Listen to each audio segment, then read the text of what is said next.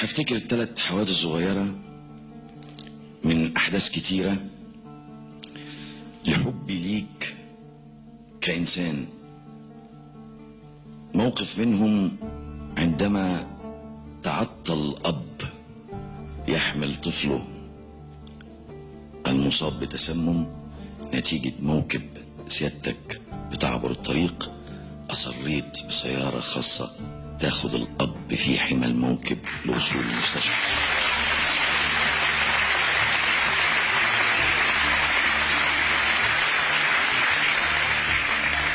فحافظت على كرامة هذا الإنسان المصري.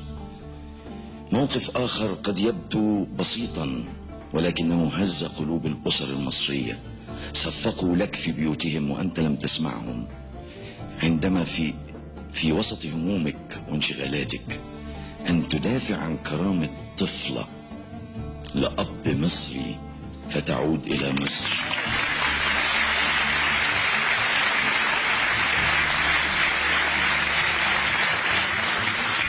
يمكن أنا اتهزيت دلوقتي لما افتكرت ده، لأني كنت بتابعه ومش مصدق إن كل اهتماماتك تلخص كرامة الشعب المصري في طفلة، وكرامة طفلة من كرامة شعب.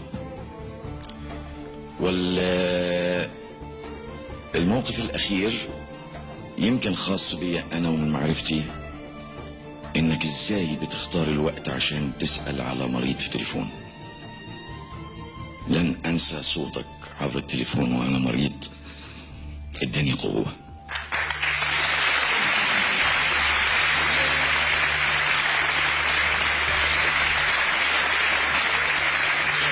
أنا معلش كنت عايز أبدأها كوميديان بس قلبت تراجيديان، أنا آسف.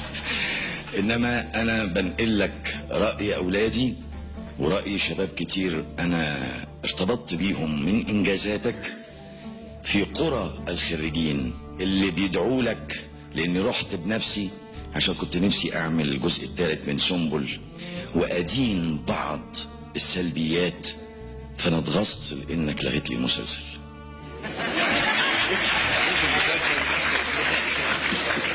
لغيت المسلسل والسفزي. دور هتلاقي حاجات تانية. ما هدور، انا هدور مش هسكت، مش بالكلام، وانا مش بوق، انما انا بستشعر وفعلا ببحث ونفسي الاقي سقطة عشان اعمل عليها مسلسل.